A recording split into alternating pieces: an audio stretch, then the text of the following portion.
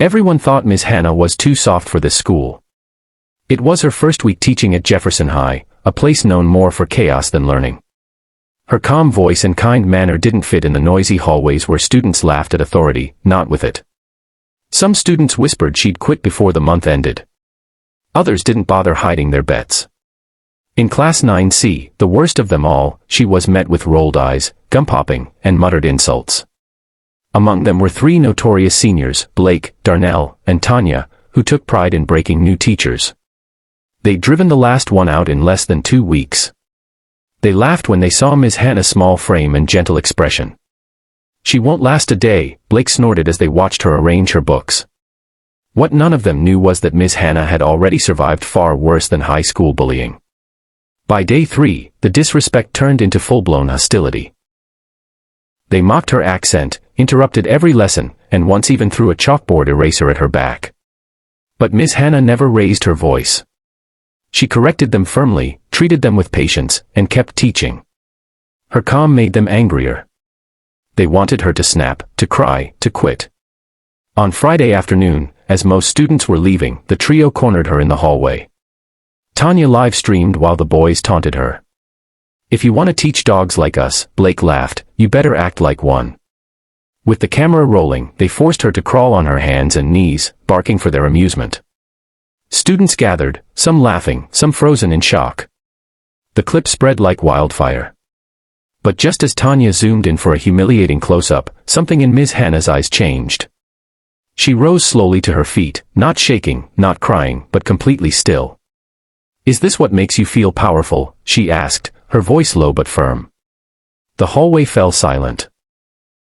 Blake stepped forward to laugh again, but in one swift, flawless movement, Ms. Hannah's fist shot upward in a perfectly timed uppercut. His feet left the ground, phone flying from his hand as he collapsed backward, stunned. Darnell charged toward her, only to receive a side elbow that dropped him to the floor. Tanya backed into a locker, shaking, dropping her phone as the live stream ended abruptly. The stunned crowd gasped. No one had expected that.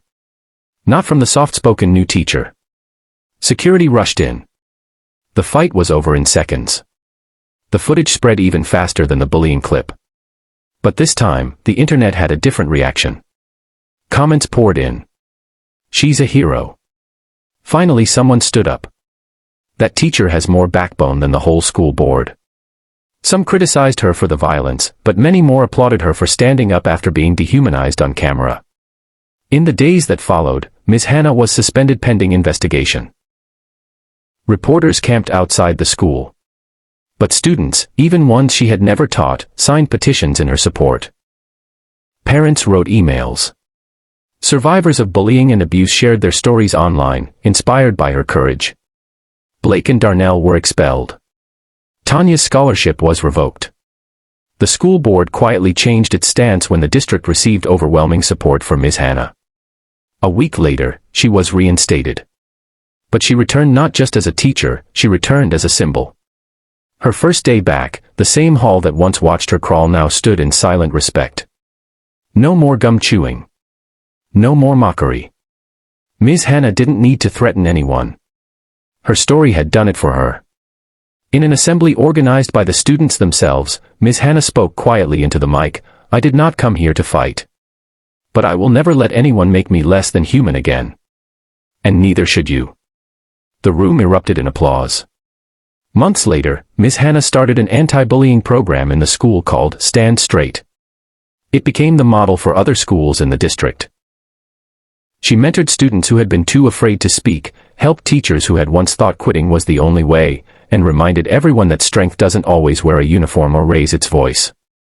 Her story remains on thousands of phones, not as a memory of shame, but as a turning point. A quiet warrior. A broken system. And a punch that rewrote everything.